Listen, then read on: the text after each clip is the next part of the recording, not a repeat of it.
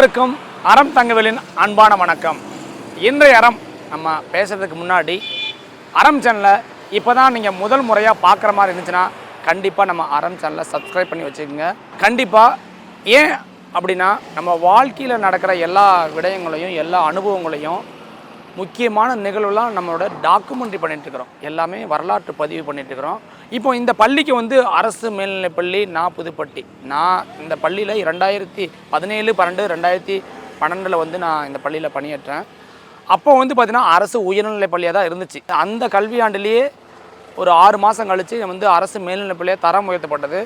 அப்பையிலிருந்து என்னால் என்ன முடியுமோ அதெல்லாம் இந்த பள்ளிக்கூடத்தினுடைய மேம்பாட்டுக்காகவும் மாணவரோட மேம்பாட்டுக்காகவும் நம்ம முயற்சி பண்ணிகிட்டு இருக்கிறோம். அதை நம்ம ஆவணப்படுத்தி வச்சுட்டுருக்கிறோம். ஸோ அதுதான் இதனுடைய இது. ஸோ நம்மளுடைய அறம் நம்மளுடைய அனுபவத்தை வரலாற்று பதிவை பண்ணிகிட்ருக்கிறோம்.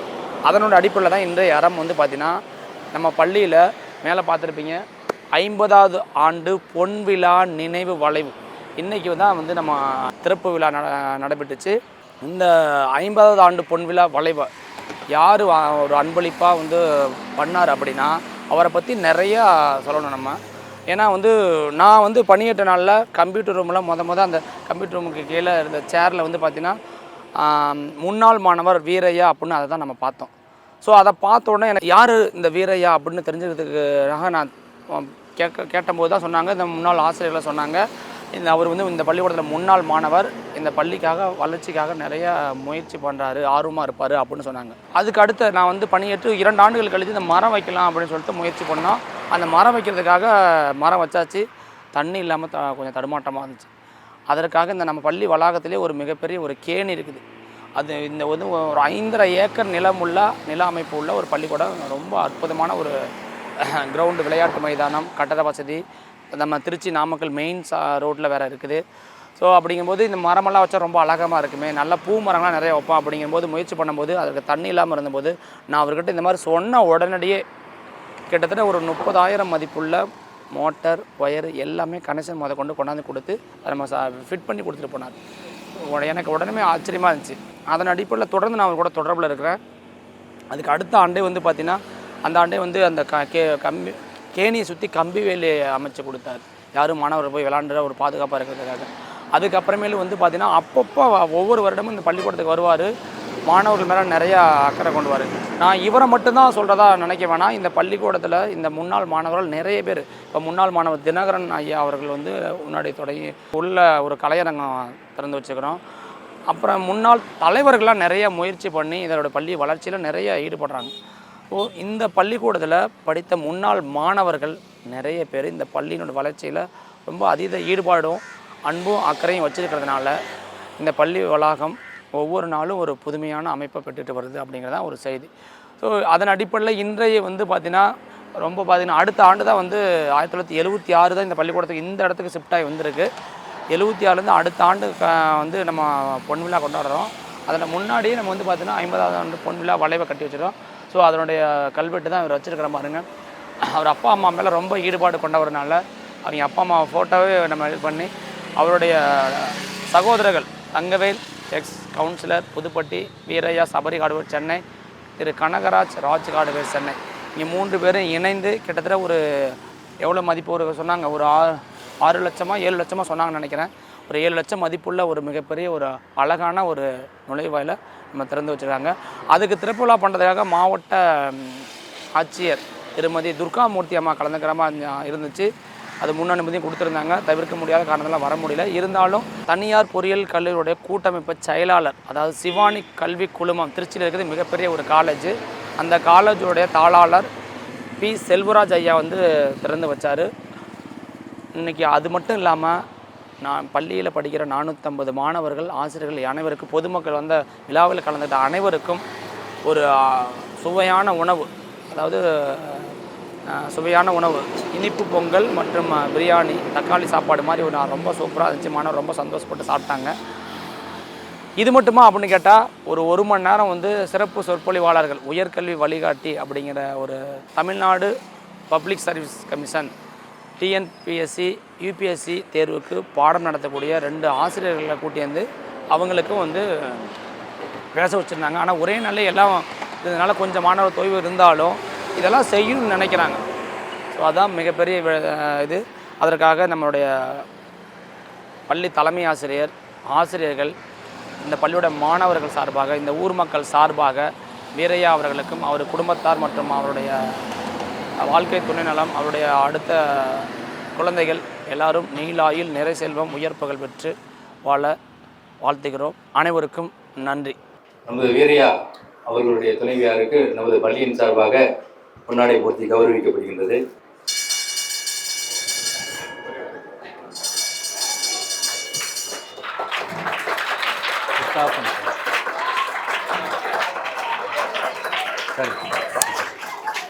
வணக்கம்.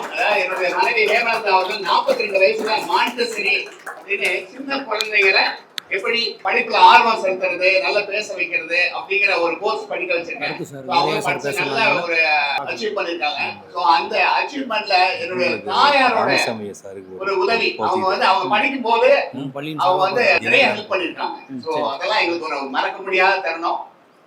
அவங்க படிப்போம் மாண்டசரி கோர்ஸ்ங்கிறது படிப்பு சம்பந்தம், அதாவது சின்ன குழந்தைகளுடைய படிப்பு சம்பந்தமான ஒரு இது. நன்றி. இந்த அருமையான நமது பள்ளிக்கு மிகப்பெரிய இந்த நிலத்தை நன்கொடையாக வழங்கிய புரவலர் திரு சத்தியமூர்த்தி ஐயா அவர்களுக்கு நம்முடைய விழாநாயகர் மரியாதைக்குரிய திரு வீரையா அவர்கள் பொன்னாடை போர்த்தி கௌரவிக்கின்றார். ஊராட்சி மன்ற தலைவர் சீவராகவன் அவர்கள் அவருடைய மைந்தன் இனியன் அவர்களுக்கு பள்ளியின் தலைமை அது கொடுங்க.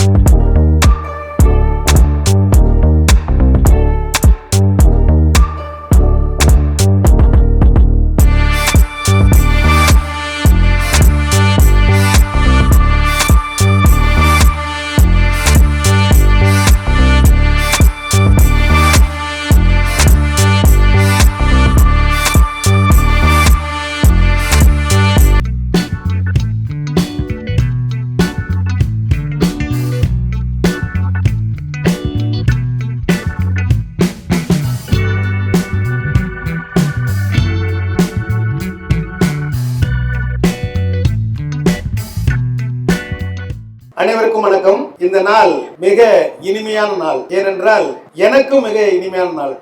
இந்த பள்ளியிலே 9 ஆண்டுகள் பட்டதாரி ஆசிரியராக பணிபுரிந்து பிறகு தலைமை ஆசிரியராக பதவி உயர்வு பெற்று கடைசியாக மாவட்ட கல்வி அலுவலராக நீலகிரி மாவட்டத்தில் பணிபுரிந்து ஓய்வு பெற்று இன்று 12 ஆண்டுகள் ஆகிவிட்டன. நான் இந்த பள்ளியிலே பணியாற்றும் பொழுது என்ன சிறப்பு என்று கேட்டால், இந்த பள்ளி ஒரு 2 அறைகளையும் 2 அரசால் வழங்கப்பட்ட 2 அறைகளும் ஊர் பொதுமக்கள் அனைவரும் சேர்ந்து அதில் ஒரு 6 அறைகள் ஓடு மேய்ந்து கட்டி கொடுத்தார்கள்.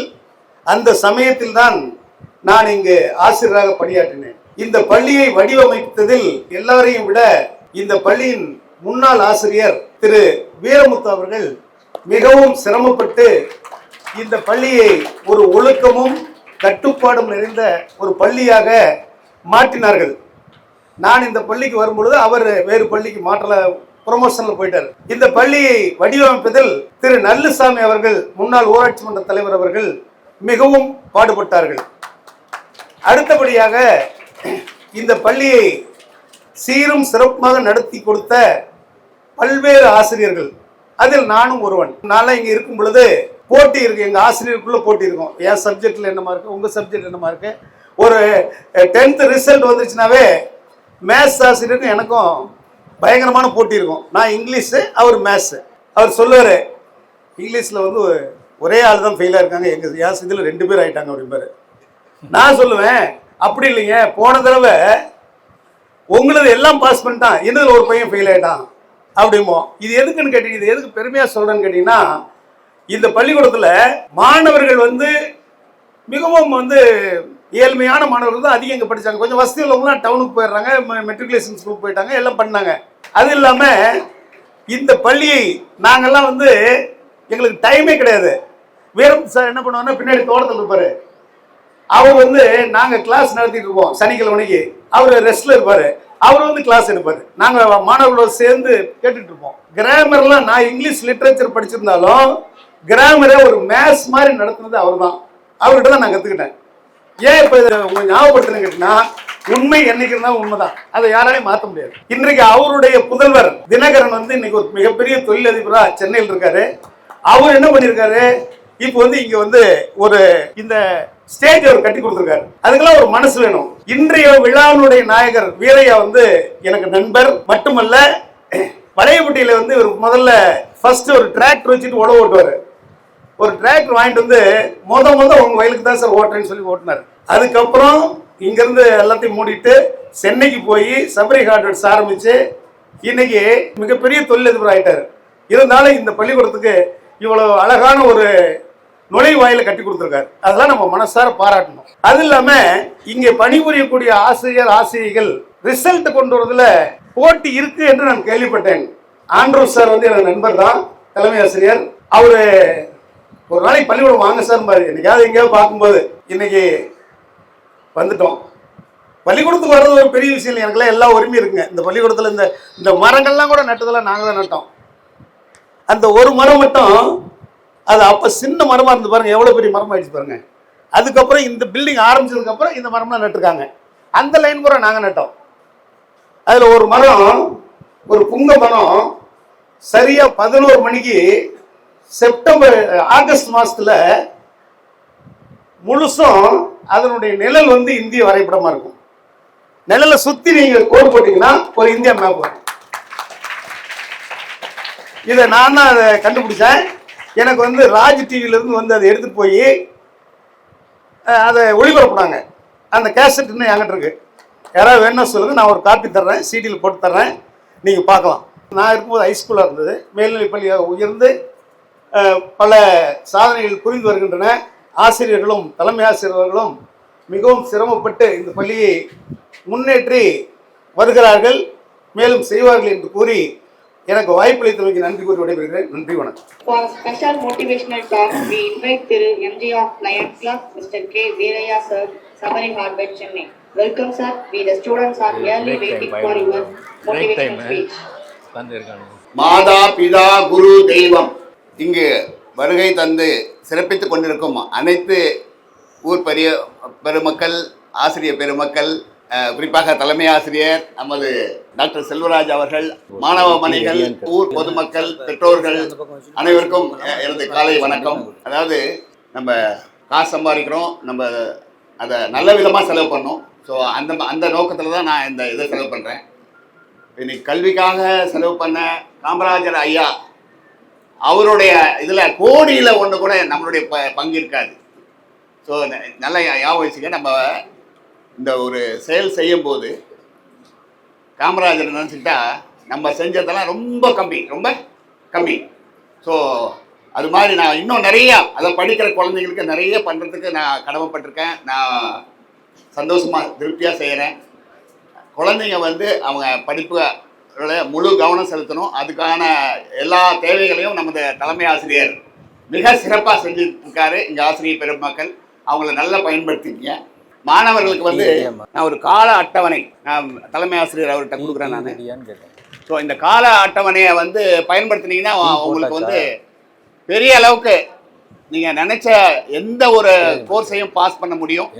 ஸோ அதாவது நேர மேலாண்மை, நம்ம நேரத்தை வந்து யார் ஒருத்தர் பயன்படுத்துகிறாங்களோ அவங்க தான் வெற்றி அடைய முடியும். எல்லா வியாபாரிகளும் வந்து காலையில் நாங்களாம் 7 மணி கடை திறந்து நைட் 10 மணி 11 மணி அந்த மாதிரி உழைச்சிருக்கோம். ஸோ அந்த மாதிரி உழைச்சி சேமிச்சதுனால ஸோ இப்போ நல்ல தாராளமாக வந்து செலவு பண்ண முடியுது. ஸோ அது மாதிரி நேர மேலாண்மை. ஸோ உங்களுக்கு வந்து படிப்புக்காக ஒரு கால அட்டவணை. பள்ளி நாட்களில் வந்து காலையில் 5 மணிக்கு எழுந்திரிச்சு 5:30 மணி வரலாம் காலை கடன், 5:30 to 6 யோகாசனம், 6 மணிலேருந்து 7 மணி வரலும் படிக்கலாம். ஸோ அந்த அதாவது இளமையில் கல்ங்கிற மாதிரி காலையில் படிக்கிறது ரொம்ப மனசில் பதியும். 7லேருந்து 7:30 வரலும் காலை உணவு. இப்போ நேற்றுக்கு வந்து இங்கே ஒரு ப்ரேயர் நடந்தப்போ ஒரு பொண்ணு வந்து மயக்கமாயிடுச்சு. அதை கேட்குறப்ப அது காலையில் டிஃபன் சாப்பிடாம வந்திருக்கு. ஸோ 7லேருந்து அந்த காலையில் 7 மணிக்கு 7 to 7:30 எல்லாருமே ஊர் பெரியவங்க எல்லாருமே நீங்கள் கடைப்பிடிச்சு பாருங்கள். உங்களுக்கு வந்து எனர்ஜி நல்ல நீங்கள் நைட் 11 மணி வரல நல்ல எனர்ஜியாக இருக்க முடியும். காலையில் யார் ஒருத்தர் சீக்கிரம் சாப்பிட்றாங்களோ அவங்க ரொம்ப எனர்ஜியாக இருக்க முடியும். ஸோ அதை எல்லாருமே கடைப்பிடிங்க. மாணவ கண்மணிகள் அவசியம் கடைப்பிடிக்கணும். ஏன்னா நீங்கள் வாழ்க்கை தேர்வில் நல்ல சிறந்த மதிப்பெண் எடுக்கணும்னா நல்லா கவனிக்கிறோம். இப்போ கவனிக்கும் திறன். ஸோ அதை பற்றி நம்ம இவர் கனக சபை அவர்கள் சொன்னார். இப்போ வந்து அந்த மரத்தோட நிழல் வந்து இந்திய வரைபடம் மாதிரி இருக்குன்னா அது எப்படி வந்திருக்கோம் அவர் கவனிச்சிருக்காரு. ஸோ அந்த அளவுக்கு ஒரு ஈர்ப்போட கவனிச்சிருக்கவங்க அதை உங்களுக்கு இப்போ இன்னைக்கு நினைவு பண்ணுறாங்க. ஸோ அது மாதிரி கவனிக்கும் திறன் வரணும்னா நீங்கள் என்ன பண்ணணும், நல்ல காலையில் சாப்பிட்டுட்டு வரணும். அதே மாதிரி தண்ணி குடிக்கணும். சாப்பிட்றதுக்கு அரை மணி நேரம் முன்னால் தண்ணி நிறைய குடிக்கணும். சாப்பிட்டதுக்கப்புறம் 3/4 மணி நேரம் தண்ணி குடிக்கணும். இது இல்லை சாப்பிடும்போது 1 ரூபா சாப்பாடு 1 டம்ளர் தண்ணி அப்படி குடிச்சிங்கன்னா உங்களுக்கு சரியாக ஜீரணம் ஆகாது. ஸோ அதனால் காலை உணவு வந்து காலையில் 7லேருந்து 7:30 மணி வரலாம். பெற்றோர்கள் வந்து குழந்தைங்களுக்கு அவசியம் 7 மணிக்கெல்லாம் டிஃபன் செஞ்சு கொடுங்க. பள்ளியிலையும் ஏற்பாடு பண்ணுறாங்க. இருந்தாலும் நீங்கள் கொடுக்குறத கொடுத்து செஞ்சு அனுப்புங்க. நல்லா அவங்க படிப்பை கவனிக்கணும். 7:30லேருந்து 8 மணி வரலாம் பள்ளிக்கு தயாராகுதல். அதாவது நாங்களாம் கூட சின்ன வயசில் என்ன பண்ணுறோம், ஸ்கூலுக்கு போகும்போது ப்ராப்பராக வந்து ஸ்கூல் பேக்கில் அன்னைக்கு தேவையான சப்ஜெக்ட் புக்ஸ் எல்லாம் எடுத்து வைக்காமல் அங்கே டீச்சர்ஸ்கிட்ட நம்ம ரொம்ப அதாவது அவமானப்பட்டிருப்போம். அப்படி இல்லாமல் நீங்கள் காலைல அந்த ஒரு டைம் டேபிள் வீட்டில் ஒட்டிக்கிட்டு அதை பயன்படுத்துனீங்கன்னா உங்களுக்கு வந்து எல்லாருமே வந்து பள்ளிக்கு தயாராகிற நேரத்தில் வந்து உங்களுக்கு எல்லாமே கரெக்டாக பேக்கு, வாட்டர் பாட்டில், அந்தந்த சப்ஜெக்ட் என்ன வேணுமோ அதை நீங்கள் எடுத்துகிட்டு வர முடியும். அது மாதிரி பள்ளிக்கு தயாராகிறதுக்கு ஒரு அரை மணி நேரம் ஒதுக்குங்க. பள்ளிக்கு செல்லுதல் 8 to 9. ஒவ்வொருத்தர் வந்து இப்போ நான்லாம் ஒரு 3 மைல் நடந்து போய் படிச்சிருக்கேன். நான் புதுப்பட்டியிலேருந்து வலைப்பட்டி இங்கே வந்து படிச்சிருக்கேன், அங்கே போய் படிச்சிருக்கேன். ஸோ அந்த மாதிரி இருக்கும்போது 1 மணி நேரம் செலவாகுது, டிராஃபிக்கில் டைம் செலவாகுது. அதுக்கு தகுந்த மாதிரி கொஞ்சம் முன்கூட்டியே ரெடி ஆகி கரெக்டாக டைமுக்கு வாங்க. அதான் அந்த நேர மேலாண்மையில் உங்களுக்கு எல்லா வெற்றியும் அமைஞ்சிருக்கு. அதை நீங்கள் அவசியம் பயன்படுத்துங்க. இன்னைக்கு வந்து இப்போ எனது சகோதரர் பிரைவேட் ஸ்கூல் நடத்துகிறாரு. அவர் வந்து இன்னைக்கு அந்த குழந்தைங்களை தயார் பண்ணுறாங்கன்னா அதுக்கு அந்த குழந்தைங்களுடைய பெற்றோர்கள் வந்து அவங்கள தயார் பண்ணி அனுப்புகிறாங்க. ஸோ அவங்களும் நல்ல டீச்சர்ஸை நிறையா போட்டு அதை அவங்கள நல்லா படிக்க வச்சு எழுத வச்சு நல்ல மார்க் வாங்க வைக்கிறாங்க. ஸோ அதுலேயும் நம்ம புதுப்பட்டி ஸ்கூலில் அந்த எந்த குறையும் இல்லை. ரொம்ப திருப்தியாக எல்லாருமே டீச்சர்ஸ் நல்லா கடுமையாக உழைக்கிறாங்க. நீங்களும் நல்லா படித்து நல்லா அதாவது மார்க் எடுத்தோங்கிறத விட நம்ம மனசில் புரிஞ்சு படித்தோம் அப்படிங்கிறது ரொம்ப முக்கியம். ஸோ பள்ளிக்கு செல்லுதல், அந்த பள்ளி நேரத்தில் நல்ல பள்ளி பாடத்தை நல்லா கவனிங்க. நமக்கு தொழில் படிக்கிறதா நம்ம இப்போதைக்கு உங்களுக்கு வேற ஏதாவது தொழில் இருக்கா? இப்போ வீட்டில் விவசாயம் பண்ண போறீங்களா? நமக்கு தொழில் படிப்பு அப்படிங்கிறத நல்ல மனசில் இருத்திக்கணும். ஸோ உங்களுடைய வாழ்க்கை ரொம்ப வெற்றியாக இருக்கும். நீங்கள் ஒரு ஐயா செல்வராஜ் ஐயா சொன்ன மாதிரி உங்களுக்கு எந்த ப்ரைவேட் வேலையாக இருந்தாலும் சரி, கவர்மெண்ட் உத்தியோகமாக இருந்தாலும் அதுக்கு நீங்கள் படிக்கிற படிப்பு உங்களை நல்ல மேன்மை கொண்டு வரும். அதுக்கான முயற்சி எடுங்க. நான் வாழ்த்துறேன். சாயந்தரம் 4 to 5:30 சிற்றுண்டி. அதே மாதிரி இப்போ நீங்கள் மதியானம் வீட்டில் ஸ்கூலில் சாப்பாடு போட்டால் கூட வீட்டில் போனோன்னா ஏதாவது மைல்டாக சாப்பிட்டுட்டு ஸோ தெம்பா வந்து அடுத்தாப்பில் பாடம் எழுதுதல். இப்போ நீங்கள் வந்து காலைல படிப்புக்காக டைம் செலவழிங்க, அப்புறம் கொஞ்சம் எழுதி பாருங்கள். அதாவது நீங்கள் ப்ரைவேட் ஸ்கூலில் வந்து நல்ல மார்க் எடுக்கிற காரணம் படிக்கிறது எழுதுறது எக்ஸாம் அப்பப்போ வைக்கிறாங்க, ரிப்பீட்டாக எக்ஸாம் வைக்கிறாங்க. அதனால குழந்தைங்க ஈஸியாக புரிஞ்சுக்கிறாங்க. ஸோ அது மாதிரி நீங்களும் என்ன பண்ணணும், திரும்பி நீங்களே அதாவது ஒரு படித்த பாடத்தை மனப்பாடமாக நம்மளே எழுதி பார்க்கலாம். இதுக்கு வந்து யாரும் டிக்டேஷன்லாம் தேவையில்லை, நம்மளே எழுதி பார்க்க முடியும். புத்தகத்தை மூடி வச்சுட்டு எழுதி பார்த்தோம்னா அதை திரும்ப ஏதாவது விட்டு போச்சுன்னா ஒரு தடவை படிச்சுட்டு மறுபடியும் புத்தகத்தை மூடி வச்சு மனப்பாடமாக எழுதி பார்க்கறது. இரவு உணவு அதாவது 7 to 7:30 மணி, அதாவது காலையில் 7 மணிக்கு 7 to 7:30 டிஃபன் சாப்பிட்ற மாதிரி நைட்டு 7:30 மணிக்கு உள்ள பெரியவர்களாலும் சரி, பெற்றோர்களாலும் சரி, மாணவர்களாக இருந்தாலும் சரி, எல்லாருமே 7:30 மணிக்கு சாப்பிட்டுட்டு நீங்கள் 9 மணி 9:30 மணிக்கு தூங்க ஆரம்பிச்சிங்கன்னா நல்ல அமைதியான தூக்கம் வரும், உடம்பு ஆரோக்கியமாக இருக்கும். ஸோ அதுக்கு தேவை வந்து நீங்கள் டைம் கீப்பிங், அதை சாப்பிட்ற டைம் வந்து இப்போ அவர் மிஸ்டர் தனபாலோட அப்பா வந்து மாரியப்ப பிள்ளைன்னு எனக்கெல்லாம் அவர் ஒரு ரோல் மாடல். அவர் காலையில் 7:30 மணிக்கு கரெக்டாக டிஃபன் சாப்பிடுவார், மத்தியானம் 12:30 மணிக்கு லஞ்ச் சாப்பிடுவார், சாயந்தரம் 7 மணிக்கு சாப்பிடுவார். அவர் எனக்கு தெரிய ஒரு 85 வயசு வரல, ரொம்ப அப்படியே இளைஞர் மாதிரி இருப்பார். ஸோ எனக்கு அவர் ரோல் மாடல். ஸோ அதை நான் வந்து அதை கடைப்பிடிக்கிறேன். நான் நல்லா ஆரோக்கியமாக இருக்கேன், நீங்களும் ஆரோக்கியமாக இருக்கணும். ஸோ அதுக்கு உங்களுடைய அந்த டைம், அந்த நைட் சாப்பாடு கூட முக்கியமாக 7:30 மணிக்குள்ளே சாப்பிட்டு முடிக்கணும். அதை முயற்சி பண்ணுங்கள், பெற்றோர்களை ஒத்துழைப்பு கொடுங்க. அதாவது 7:30 to 8 இரவு டிவி செய்திகள், அதாவது உலக நடப்பு. நீங்கள் இன்றைக்கி வந்து ஒரு IAS IPS இந்த மாதிரி ஒரு வேலைக்கெல்லாம் வந்து அதாவது உலகத்தில் என்ன நடக்குது, எந்த ஊரில் என்ன நடக்குது அப்படிங்கிறத பற்றி நம்ம ஞானம் இருந்தால் தான் அந்த உயர்கல்வியெல்லாம் நல்லா ஈஸியாக பாஸ் பண்ண முடியும். ஸோ என்னுடைய மகன் வந்து நான் BE இங்கே முடிச்சுட்டு MSக்கு வந்து வெளிநாட்டுக்கு அனுப்பினேன். ஹியூஸ்டன் யூனிவர்சிட்டியில் அங்கே போய் படித்தார். நாங்கள் இங்கே இருக்கும்போது அடிக்கடி சொல்லுவேன், நீ லைப்ரரியில் போய் படி, கொஞ்சம் முயற்சி பண்ணிப்பார் அப்படின்னு சொல்லுவோம். ஆனால் அவன் இந்த காலம் வாங்கி அந்த காலம் விட்டுருவாங்க, விளையாட்டுத்தனமாக இருப்பாங்க. ஆனால் அங்கே அமெரிக்காவுக்கு போயிட்டு உயர்கல்வி அந்த MS மாஸ்டர் படிக்கும்போது அங்கே போய் இறங்கின உடனே அப்பா அவன் சொன்ன பதில் வந்து, அப்பா இங்கே வந்து யூனிவர்சிட்டியில் நிறைய பாடம் இருக்குது, அதை வந்து அவங்க எல்லாமே சொல்லிக் கொடுக்க முடியாது, சும்மா ஒரு இது பண்ணிடுவாங்க, நம்ம தான் படிக்கணும். அதுக்கு வந்து லைப்ரரியோட சப்போர்ட் இருந்தால் தான் நான் இதை பாஸ் பண்ண முடியும். கிட்டத்தட்ட நான் வந்து என்னுடைய பையனுடைய உயர்கல்விக்கு வந்து 42 லட்ச ரூபா செலவாச்சு. ஸோ காசு சம்பாதிச்சுக்கலாம். அது வந்து வீணாயிடக்கூடாதுங்கிறதுக்காக என்னுடைய மகன் வந்து ஒரு 6 மணி நேரம் படிக்கிறாங்கன்னா 10 மணி நேரம் வந்து லைப்ரரியில். ஸோ மீதி 16 மணி நேரம் போக 8 மணி நேரம் குளிக்கிறது, தூங்குறது, சமைக்கிறது, செல்ஃபாக சமைச்சு தான் சாப்பிட்டு படித்தான். ஸோ அந்த படிப்பு, அந்த உயர்கல்வியில் அவங்களுடைய அதாவது அவங்க நம்ம இப்படி இருந்தால் தான் வாழ்க்கையில் வெற்றி அடைய முடியும் அப்படிங்கிறத ஏற்றுக்கிறது. சரியா? ஏற்றுக்கிட்டோம்னா நம்ம வந்து வாழ்க்கையில் வெற்றி அடைய முடியும். ஸோ அதை வந்து இப்போ அவங்களுக்கு சமைக்க தெரியலன்னா என்னுடைய டாக்டர்கிட்ட ஃபோன் பண்ணி, அக்கா எனக்கு சமைக்க தெரியலம்மா, வீடியோவில் அவங்க சொல்லுவாங்க, இன்றைக்கி நேற்றுக்கு நான் இதை சமைச்சேன், நான் சொல்கிறேன், அதை ஃபாலோ பண்ணு அப்படிம்பாங்க. அதை உரிமையாக கேட்டு அதை பயன்படுத்தி அவன் ரொம்ப சிறப்பாக வெற்றியாக பாஸ் பண்ணான். அதாவது இங்கே வந்து சென்னையிலேருந்து ஒரு 4 பேர் ஒன்றா போனாங்க. 4 பேர்த்துல எங்கள் பையனுக்கு மட்டும்தான் வேலை கிடச்சிது, 3 பேர் திரும்பி வந்துட்டாங்க. அந்த பெற்றோர்கள் வந்து மனசில் ஒரு கஷ்டம் இருக்கும். ஸோ அந்த கஷ்டம் இருக்குன்னா என்ன காரணம்னா, அதாவது இப்போ நீங்கள் வந்து என் பையன் வந்து சிறப்பாக படித்து உடனே அங்கேயே வேலை கிடச்சிருச்சு, கை நிறைய சம்பளம் கிடச்சிருக்கு. ஸோ இப்போ வந்து HP கம்பெனியில் ஒர்க் பண்ணுறான். நிறையா அவன் வந்து உங்களுக்கு உதவி பண்ணுறதுக்கு தயாராக இருக்கான், என்ன வேணுனாலும் செய்வான். ஸோ அந்தளவுக்கு வந்து அவனும் என்ன மாதிரியே வந்து ஒரு பொது நல சேவையில் ரொம்ப ஈடுபாடு உள்ள மகன் கிடச்சிருக்கான். எனக்கு நன்றி. அதே மாதிரி அதாவது அந்த நம்ம வந்து சூழ்நிலையை புரிஞ்சுக்கிறதுக்காக தான் அந்த எங்களுடைய குடும்ப கதையை சொல்கிறேன் நான். அது பெருமைங்கிறத விட நீங்கள் அதை புரிஞ்சுக்கணும். ஸோ அந்த பணம் அப்பா அம்மா செலவு பண்ணுறாங்க, அதை வந்து வீண் பண்ணிடக்கூடாது. ஸோ அப்படிங்கிறதுக்கு நீங்கள் உங்களுடைய நேரத்தை இப்போ இருந்தே எல்லாமே முலாண்ட பரிசையில் படிச்சுக்கலாம் அப்படின்னு நினைக்கிறத விட, நம்ம Day 1 படிக்கணும், Day 1 எழுதி பார்க்கணும். ஸோ அப்படிங்கிற நீங்கள் உங்களுடைய முயற்சி உங்களுக்கு பெரிய வெற்றியை கொடுக்கும். ரொம்ப ஈஸியாக நீங்கள் எக்ஸாம் ஹாலில் போய் உட்காந்திங்கன்னா உங்களுக்கு வந்து எல்லா கேள்விக்கும் அப்படியே மனப்பாடமாக அப்படியே சரளமாக எழுத முடியும். அதுக்கு உண்டானது ப்ரிப்பரேஷன். நீங்கள் சுயமாக படிச்சுட்டு போகணும். சரியா? அந்த படிப்பு உங்களை வாழ்க்கையில் ஒரு பெரிய நிலைமைக்கு கொண்டு வரும். அது உங்கள் பெற்றோருக்கு, இந்த கிராமத்துக்கு பெருமை. நீங்களாம் ஒரு நல்ல IAS IPS ஒரு அது மாதிரி இருந்தால் இந்த கிராமத்துக்கு ரொம்ப பெருமையாக இருக்கும், ரொம்ப பெருமையாக இருக்கும். இது செய்வீங்களா? அதனால் நல்லா புரிஞ்சுக்கங்க. நீங்கள் வந்து உங்களுக்கு மட்டும் இல்லை, உங்கள் குடும்பத்துக்கு மட்டும் இல்லை, இந்த ஊருக்கு, இந்த நாட்டுக்கு ஒரு பெருமை சேர்க்குற அளவுக்கு நீங்கள் இந்த கிராமத்தை பெருமைப்படுத்தணும் அப்படின்னு நான் அன்பாக கேட்டுக்கிறேன். அதே நைட்டு 8 to 9 படிப்பு, அதுக்கப்புறம் உறங்க செல்லலாம். அதாவது விடுமுறை நாட்களில் அந்த அட்டவணை போட்டிருக்கேன், அதை பாருங்கள். அதில் குறிப்பாக ஒரே ஒரு தகவலை சொல்லிடுறேன். 5 to 6 உடற்பயிற்சி. ஸோ எல்லா நாட்டிலையும் உடற்பயிற்சி, அதாவது உடற்பயிற்சி செய்யும்போது ரத்தத்தில் ஆக்சிஜன் லெவல் இம்ப்ரூவ் ஆகுது, அதனால் ஞாபக சக்தி நல்ல ஆகும்.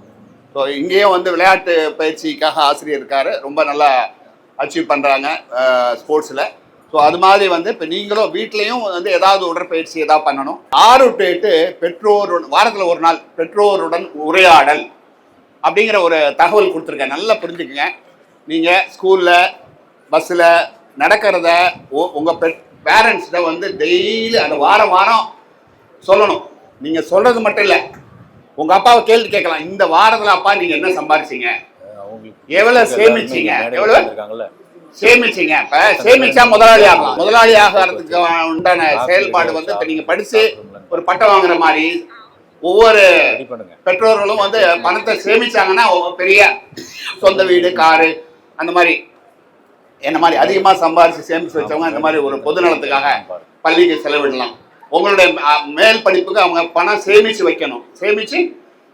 ஸோ இதை வந்து இதை பத்தி நீங்க உரிமையா கேளுங்க. இந்த வாரத்துல இந்த மாசத்துல நீங்க எவ்வளவு சம்பாதிச்சீங்க, எவ்வளவு சேமிச்சீங்க அப்படிங்கிறத கேளுங்க. அதாவது அது மாதிரி அதை அவங்க சொல்லுவாங்க, சில நேரங்களில் 10க்கு 8 பேர் வந்து நான் கடன் தான் வாங்கியிருக்கேன், சேமிக்க வாய்ப்பு இல்லை அப்படின்னு சொல்கிறாங்க. எல்லாரும் சேமிக்க முடியும். கொஞ்சம் எந்த செலவை சிக்கனப்படுத்தணும் அப்படிங்கிற சிக்கனப்படுத்தி சேமிச்சா நம்ம வந்து வாழ்க்கையில் பெரிய வெற்றி அடைய முடியும். ஸோ என்னுடைய முழு இதுவுமே வந்து குழந்தைங்களுடைய படிப்பு, அவங்களுடைய ஆரோக்கியம், ஸோ இந்த ஊரோட பெருமை, இந்த பெருமை. இப்போ இந்த ஆசிரியர் பெருமக்கள் வந்து மாதா பிதா குரு தெய்வம்னு சொல்கிறோம் இல்லையா? ஸோ இப்போ இன்னைக்கு வந்து நான் எங்கள் அப்பா அம்மா நினைவாக வந்து இந்த ஒரு ஆர்ச் கட்டியிருக்கேன். ஸோ அது ஒரு ஜென்ரேஷனுக்கு எங்கள் அப்பா அம்மா பேர் இருக்கும். அது மாதிரி வந்து இப்போ உங்களுக்கு குரு டீச்சர்ஸ் இப்போ உங்களெல்லாம் வந்து நல்ல திறமைசாலி குழந்தைங்களா வளர்க்குறதுக்கு அவங்க நல்ல முயற்சி பண்ணுறாங்க. அதில் நீங்கள் அவங்க பாடம் நடத்தும் போது கவனிக்கும் திறனை அதிகப்படுத்தி நீங்கள் நல்லா கவனிச்சிங்கன்னா நீங்கள் வந்து எக்ஸாமில் நல்லா கவனிக்கணும், நல்லா படிக்கணும், நல்லா எழுதி பார்க்கணும். இப்படி பண்ணீங்கன்னா உங்களால் வந்து பெரிய அளவில் வந்து மார்க் எடுக்க முடியும். அதை கவனிக்கும் திறனை அதிகப்படுத்திங்க. குருவுக்கு மரியாதை பண்ணுங்க, வணக்கம் செலுத்துங்க. அது உள்ளன்போடு இருக்கணும், கடமைக்க கூடாது. இங்கே முன்னால் வணக்கம் சொல்லிட்டு என்ன அந்த டீச்சர், என்ன அந்த வாத்தியார் அப்படின்னு இல்லாமல் உள்ளன்போடு அவங்கள ஏற்றுக்குங்க.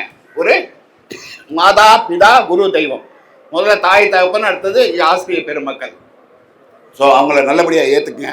எல்லா நாட்களும் படிக்கணும். எல்லா நாட்களையும் லீவ் விட்டாங்க நம்ம வந்து ஜாலியாக இருக்கலாம் அப்படிங்கிறதுல ஏதோ ஒரு சில நாட்கள் ஜாலியாக இருக்கலாம். ஆனால் அதிக நேரத்தை நீங்கள் உங்களுடைய படிப்பில் கவனம் செலுத்துங்க. ஸோ உங்களுக்கு அந்த படிப்புக்காக தலைமை ஆசிரியர் பெருமக்கள் ரொம்ப உங்களுக்கு உதவி பண்ணுறாங்க. மாவட்ட ஆட்சியர் இங்கே வர முடியாத ஒரு சூழ்நிலை, ஒரு நம்ம பகுதி எம்எல்ஏ தவறிட்டார். ஸோ அந்த சூழ்நிலை வர முடியல.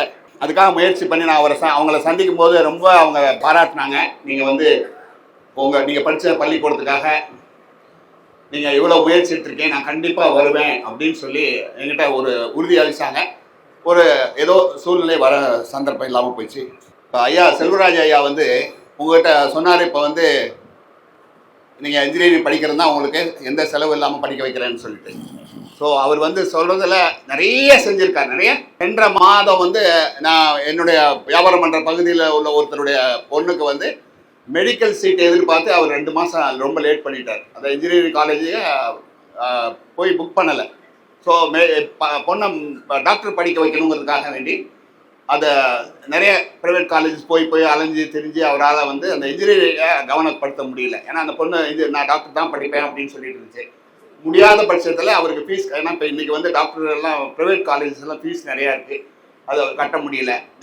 அதனால் சரி இன்ஜினியரிங்காக படிக்கிறேன் அப்படின்னு சொல்லி அந்த குழந்தை சொல்லியிருக்கா. அதுக்காக அவங்க எங்கிட்ட உதவி கேட்டார். நான் வந்து ஐயா செல்வராஜ் ஐயாவுக்கு ஃபோன் பண்ணேன்.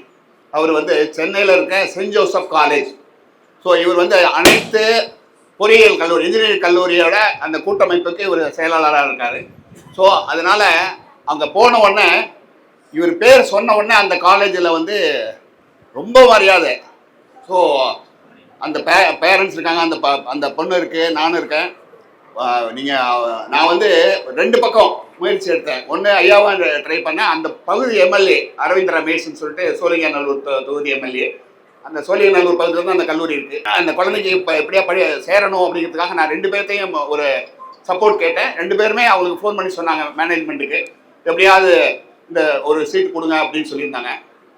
ஆனால் ரொம்ப காலதாமதம், வேற ஒரு வாய்ப்பு பயன்படுத்தி ஒரு சீட் கொடுத்தாங்க. ஸோ அது மாதிரி வந்து இப்போ ஐயா மாதிரி நிறைய பேர் வந்து கல்விக்காக உதவி பண்ணுறதுக்கு ரெடியாக இருக்காங்க. அதெல்லாம் நீங்கள் பயன்படுத்தி நல்ல கல்வியில் மேன்மைக்கு வரணும்.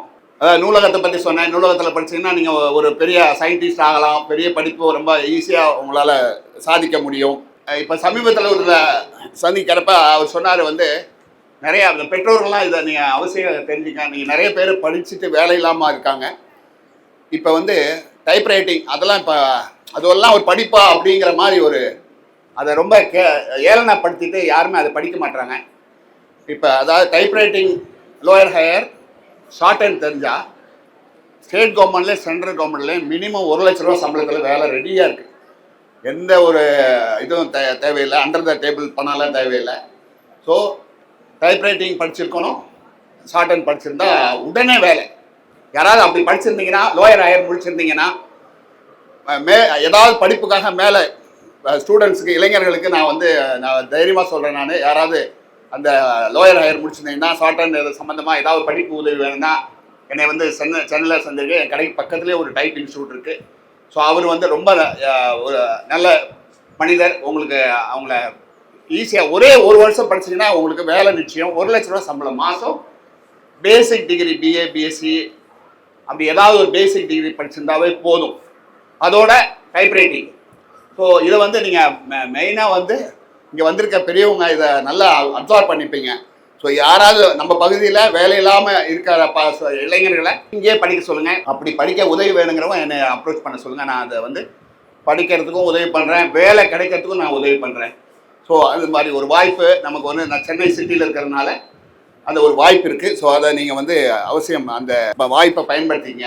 உங்களுக்கு நல்ல ஸ்கூல் அமைஞ்சிருக்கு, நல்ல ஆசிரியர் பெருமக்களை அமைஞ்சிருக்காங்க. நம்ம இங்கே கிராம மக்கள் உங்களுக்கெல்லாம் சப்போர்ட் பண்ணுறதுக்கு ரெடியாக இருக்கோம். நம்ம சுரேஷ் இருக்கார். உண்மையாலுமே நமக்கு இப்போ இன்றைக்கி சென்ற 5 ஆண்டில் ரொம்ப சிறப்பாக சாதனை பண்ணியிருக்காரு நம்ம புதுப்பேட்டை கிராமத்துக்கு. ஸோ உங்களுக்கு ஸ்கூலுக்கும் எப்போவுமே செய்யறதுக்கு கடமைப்பட்டிருக்காரு. ஸோ அதை பயன்படுத்தி நல்லா படிங்க. படிப்பு சம்பந்தமாக எந்த சந்தேகனாலும் நீங்கள் தலைமை ஆசிரியர் உரிமையாக கேளுங்க. ஸோ எனக்கு இதில் கான்சன்ட்ரேட் பண்ண முடியல, என்ன பண்ணலாம் அப்படிங்கிறத உரிமையாக உங்கள் கிளாஸ் டீச்சர்ஸ்ட்டு கேளுங்க, உங்கள் பேரண்ட்ஸை கேளுங்க. அதை பயன்படுத்தி நல்ல மார்க் வாங்க, நல்ல ஆரோக்கியமாக இருங்க.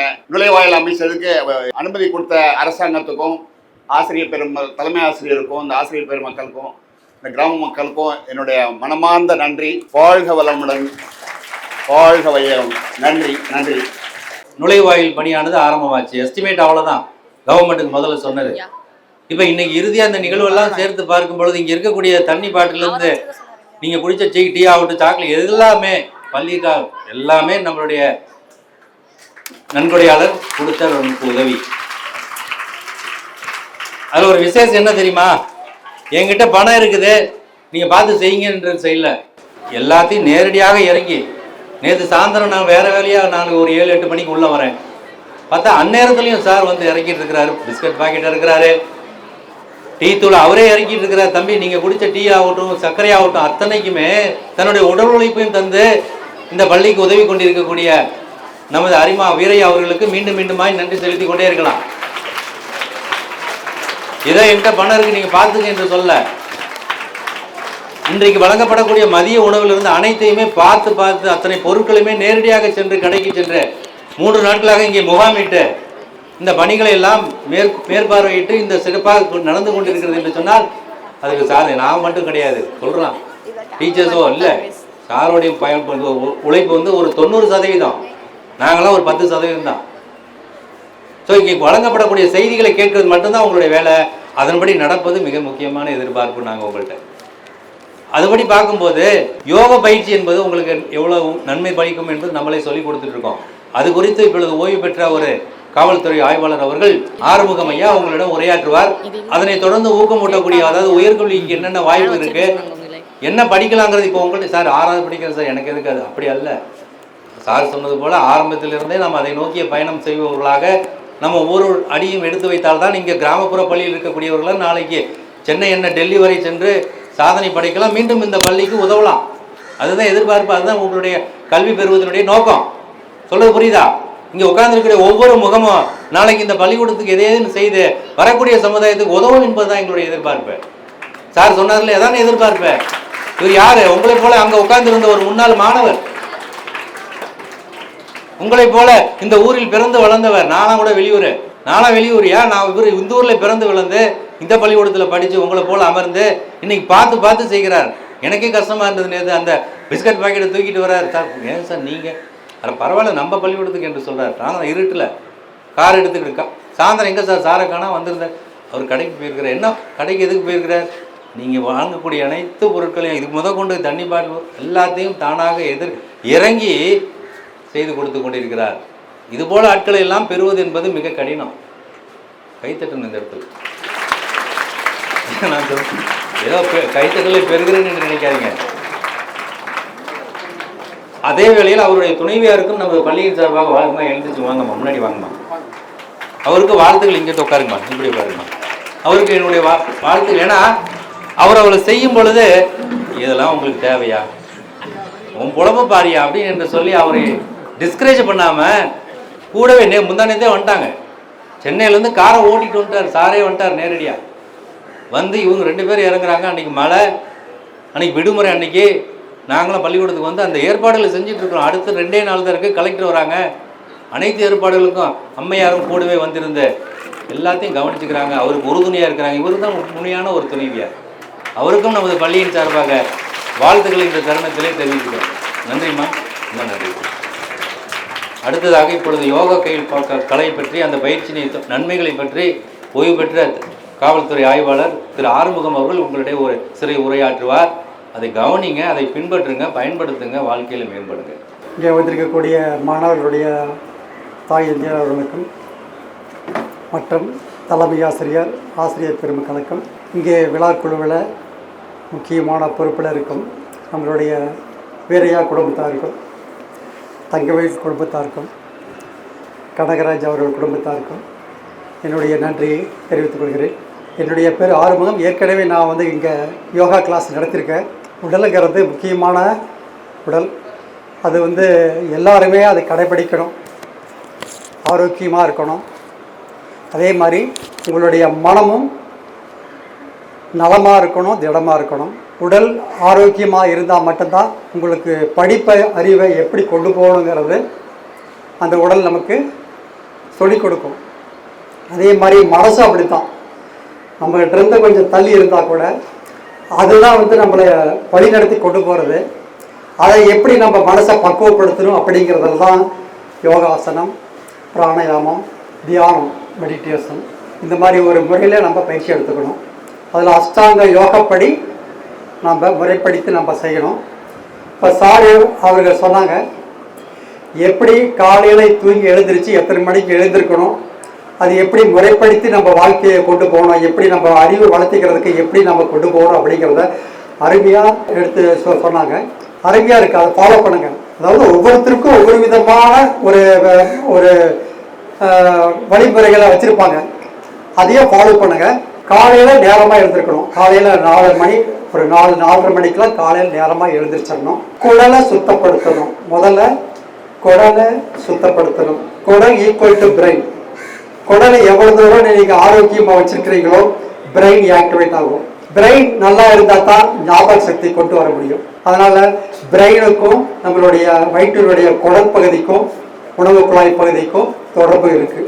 காலையில் எழுந்திரிச்சோன்னே அதை சுத்தப்படுத்தணும். அதே மாதிரி இரவு நேரங்களில் கண்டிப்பாக குடலை சுத்தப்படுத்தணும். 1. 2வது, சாப்பாடு முறையை எப்படி சாப்பிடணுங்கிற அந்த முறையை வந்து நீங்கள் தெரிஞ்சுக்கணும். நல்லா மென்று முழுங்கணும். 32 முறை ஒரு வாயில் உணவு போட்டு 32 முறை மெல்லிங்கன்னா அது அப்படி கூழாயிரும், தண்ணி மாதிரி ஆயிரும். நீங்கள் அப்படி பழகி பாருங்கள். ஒரு 10 நாளைக்கு அந்த மாதிரி நீங்கள் கவுண்டிங் பண்ணி எண்ணிக்கை பண்ணிட்டு இருந்தீங்கன்னா அது நடைமுறைக்கு வந்துடும். அப்படி கவுண்டிங் பண்ண வேண்டிய அவசியமே இருக்காது. அது மாதிரி நல்லா மென்று முழங்கினா குடல் சுத்தமாயிரும், ஜீவன சக்தி அருமையாகும். அதே மாதிரி தண்ணி குடிக்கிறது எப்படி குடிக்கணுங்கிறது, வாயில் ஊற்றிட்டு தண்ணியை வாயில் வச்சிருந்து ஒரு செகண்ட் வச்சிருந்துட்டு அதுக்கு முன்னாடி 3 மடங்கு மடக்குன்ட்டு 3 தடவை முழுங்கணும். அந்த மாதிரி குடிச்சு பழகுங்க. அந்த மாதிரி ஒரு சொம்பு தண்ணி காலையில், சுடு தண்ணியை காலையில் எழுந்திரிச்ச உடனே யூரின் போயிட்டு ஒரு சொம்பு தண்ணியை நீங்கள் அந்த மாதிரி ஒரு வாயில் ஊற்றி 3 முறை அந்த மாதிரி முழுங்கி நீங்கள் அந்த மாதிரி பண்ணிட்டீங்கன்னா நல்லா ஒரு 5 விதமான பயிற்சி இருக்குது. நான் ஏற்கனவே நம்ம சொல்லிக் கொடுத்தேன். தடாசனம், வக்ராசனம், அதே மாதிரி யோக முத்ரா, இந்த மாதிரி பயிற்சிகளாக இருக்குது. ஒரு 5 விதமான பயிற்சி இருக்குது. அந்த பயிற்சி எடுத்துக்கிட்டீங்கன்னாக்க ஆட்டோமேட்டிக்காக கழிவு வந்து நம்ம பெருங்குடல் நோக்கி கீழே இறங்கி மோசனால கிளியராக போகும். அதுக்கு சில பயிற்சிகள் யோகாசனத்தில் இருக்குது. அந்த மாதிரி பயிற்சி எடுத்துக்கங்க. யோகாங்கிறது முறைப்படுத்தி நீங்கள் அருமையாக செய்யுங்க. யோகி ஜாக்கிங் காலையில் வந்து ஒரு யோகி ஜாக்கிங் ஒரு 5 நிமிஷம் நீங்கள் யோகி ஜாக்கிங் பண்ணிங்கன்னா ஒரு 5 கிலோமீட்டர் நடக்கிறதுக்கு சமம், ஜாக்கிங் போகிறதுக்கு சமம். யோகி ஜாக்கிங், சூரிய நமஸ்காரம், அடுத்து பிராணாயாமம், அடுத்து மெடிடேஷன், இந்த மாதிரி ஒரு மணி நேரம் நீங்கள் அப்படியே ஃபாலோ பண்ணிக்கங்க. கண்டிப்பாக நீங்கள் எதை நோக்கி நீங்கள் முன்னேறி போய்கிட்டு இருக்கிறீங்களோ அது கண்டிப்பாக சக்ஸஸ் ஆகும். மோடிஜி இருக்காரு, அவர் ஆரம்பத்திலிருந்து அவருடைய யோகா தான் அவர் உடலை அருமையாக பக்குவப்படுத்தி வச்சிருக்காரு. அவர் எதை நோக்கி போயிட்டு இருக்கிறோ அங்கே போகிற பக்கமெல்லாம் வெற்றி அடைஞ்சிட்டே இருக்காரு, சக்ஸஸ் ஆகிட்டே இருக்கு. உடலை ஆரோக்கியமாக வச்சிருக்காரு. உடல் ஆரோக்கியமாக இருந்தால் மட்டும்தான் நம்ம எதை நோக்கி போகிறோமோ அதை உச்சத்துக்கு அடைய முடியும். உடல் தான் முக்கியம். அதே மாதிரி பணம் சம்பாதிக்கிறது முக்கியம் அல்ல, பணம் சம்பாதிச்சுட்டா உடல் விட்டுருவாங்க. அந்த மாதிரி இருக்கக்கூடாது. உடலும் முக்கியம், நம்மளுடைய வசதிகளும் முக்கியம். வசதி தேடி போகணும், உடலையே ஆரோக்கியப்படுத்தி வச்சுக்கணும். Thank you thank you thank you. நான் உண்மையிலேயே தொடர்ந்து இவரோடு தொடர்பு கொண்ட பொழுது இந்த கட்டிடம் கட்ட ஆரம்பித்ததிலிருந்து நேற்றையாய் நின்று வரை கூட அவரிடமிருந்து நான் நிறைய கற்றுக்கொண்டிருக்கிறேன். இறங்கி வேலை செய்யணும் அப்படிங்கிற நினைக்கிறேன். ஒரு நாள் ஒரு பெயிண்ட் அடிச்சிருப்பாரு, அடுத்த நாள் ஒரு பெயிண்ட் அடிப்பாங்க. என்னங்க சார் சுரேஷ் சார், ஒரு நாள் என்னங்க சார் இது அடுப்புல மாற்றிட்டீங்க பிளானை, திட்டமிட்டு கொண்டே இருக்கிறார். ஆக இதெல்லாம் எதற்கு? உங்களுக்காக. இந்த பள்ளியில் பயிலக்கூடிய நான் இந்த பாருங்கள், இந்த அளவுக்கு ஒரு நுழைவாயில் கொண்ட ஒரு பள்ளியில் படிக்கணும்னு ஒரு பெருமை, அதில் இன்னும் உங்களுக்கு வந்துருப்பது இருந்தாலும் அது ஒரு அமைப்பு உங்களுக்கு ஒரு அங்கீகாரத்தை கொடுக்கிறது. ஆமாம் சார், நாங்களாம் சாதாரண பள்ளிக்கூடத்தில் படிக்கல, பாருங்கள் சார், மெயின் ஹைவேஸில் இருக்கக்கூடிய ஒரு பள்ளிக்கூடத்தில் இப்படி ஒரு நுழைவாயில், அதை கட்டி கொடுக்கறது ஒரு நல்ல மனசு படைத்த ஒருவர். அப்படியாப்பட்ட பள்ளிக்கூடத்தில் நான் ஒரு மாணவன். கற்றுக்கொள்ளுங்கள், ஒவ்வொருவரும் கற்றுக்கொள்ளுங்கள். டாக்டர் நான் நிறைய கற்றுக்கிட்டு இருக்கேன். அப்பாற்பட்டு இவர்கள் இந்த கட்டிடத்துக்கு அப்பாற்பட்டு இவரிடம் நீங்கள் சந்திக்கின்ற ஒவ்வொரு மனிதனும் ஒன்றை கற்றுக்கொள்ள வேண்டும் என்று சொல்லப்பட்டிருக்கிறது இல்லையா? அதன்படி உங்களுக்கு கற்றுக் கொடுப்பதற்கு, உயர்கல்வியை கற்றுக் கொடுப்பதற்கு யூபிஎஸ்சி ஆகட்டும், TNPSC exam, IAS, IPS, IFS, இந்த குரூப் 1, 2 இது போல எக்ஸாம்லாம் பயிற்சிகளை மேற்கொண்டால் மட்டுமே தேர்ச்சி பெற முடியும். ஏதோ புத்தகத்தில் படித்ததை வைத்து மட்டும் தேர்ச்சி பெற முடியாது. குரூப் 1 சர்வீஸ்க்கெலாம் போகணும் அப்படின்னு சொன்னால் ஐஏஎஸ் அகாடமியில் போய் படிக்கணும். குறிப்பாக வாஜிராம் அண்ட் ரவி என்று சொல்லக்கூடிய டெல்லியில் இருக்கக்கூடிய ஐஏஎஸ் அகாடமியில் பணியாற்றி கொண்டிருக்கக்கூடிய திருமதி ஆர் சௌந்தர்யா அவர்கள் இங்கு வந்திருக்கிறார்கள். அதேபோல் அன் அகாடமி டெல்லி என்று சொல்லக்கூடிய ஆன்லைன் கிளாஸஸ் எடுக்கக்கூடிய திரு மணிகண்டன் அவர்கள் வந்திருக்கிறார்கள்.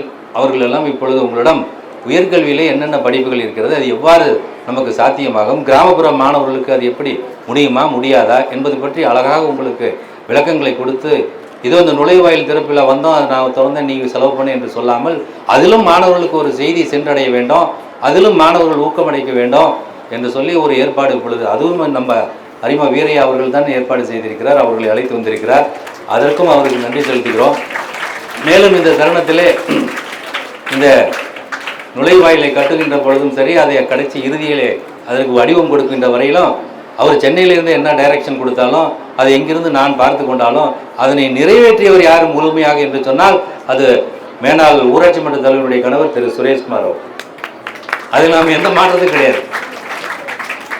நேற்று 6 மணிக்கு நான் வெளியே போயிட்டேன், ஒரு 7 மணிக்கு மேலே திருப்பி வரேன், இந்த ஃப்ளெக்ஸ் வைக்கணுன்ட்டு வரேன். ஆனால் சுரேஷ்குமார் அவர்கள் அப்படி அல்ல. அந்த வாழை மரம் கட்டுறதுலேருந்து என்ன வாழை மரம் வேணும், இதுக்கு என்ன கலர் கொடுக்கலாம், இது இந்த இடத்துல என்ன கல்வெட்டு எப்படி வைக்கணும், கல்வெட்டு யார்கிட்ட கொடுக்கலாம், இந்த கீழே போடக்கூடிய பேப்பர் பிளாக் யாரை பார்க்கலாம், அவர் அங்கேருந்து டைரக்ஷன் கொடுத்தாலும் இங்கிருந்து பொருட்களை எல்லாம் தருவித்து அதை முறையாக அதை கட்டி முடிக்கின்ற வரையில் சிறப்பாக செய்து கொடுத்த மிகப்பெரிய பங்கு அவரை சாரும். அந்த நாம் சொல்லாமல் இருக்கக்கூடாது. நன்றி மறப்பது நன்றென்று இல்லை சார், உண்மையாக சொல்கிறோம். ஏதோ புகழ வேண்டும் என்பதற்காக அல்ல. நான் நேரடியாக பார்த்தேன் நேற்று இரவு கூட. காலையில் உடனே எனக்கு முன்னாடி ஃபோன், காலையில் 7 மணிக்கு சார்ட்டு தான் ஃபோன் வருது, சார் எல்லாம் வந்து இறங்கிடுச்சு, இந்த வாட்ச்மேன் திறந்து விடணும் பாருங்கள் என்று சொல்லி எங்களெல்லாம் எழுப்பி இந்த நிகழ்வு முடிகின்ற வரையிலே தொடர்ந்து எங்களோடு கூட நம்மோடு கூட இருந்து கொண்டிருக்கிறார். அவருக்கும் இந்த தருணத்திலே பள்ளியின் சார்பாக நன்றிகளையும் வாழ்த்துக்களையும் தெரிவிச்சுக்கிறேன். ஒரு சினிமா படத்தில் வந்து ஒரு டயலாக் இருக்கும், ரஜினிகாந்தும் செந்திலும் உங்களை சிரிக்க வைக்கிறதுல சொல்றேன் நான். அதாவது மாப்பிள்ளை இருந்தது சட்டை இருந்தது அப்படிங்கிற மாதிரி இந்த அமைப்பு நான் செய்யணும்னு நானும் தலைமை ஆசிரியரும் முயற்சி பண்ணாலும் இதை முழுமையா வடிவமைச்சு அதை ரசிச்சு சாப்பிடணும்னு சொன்ன மாதிரி ரசிச்சு ரசனையோட இதுக்காக ரொம்ப டைம் செலவழிச்சு அவர் வந்து அதை முயற்சி எடுத்து கட்டி கொடுத்துருக்காரு. உண்மையாலுமே அவருக்கு இந்த தருணத்துல நன்றி சொல்றதுக்கு வார்த்தையே இல்லை. அவ்வளோ அவருடைய நேரத்தை நீங்க பயன்படுத்தி உங்களுக்கு நல்ல வடிவமைச்சு கொடுத்துருக்காரு. அவருக்கு மீண்டும் ஒரு முறை நன்றி சொல்லுங்க.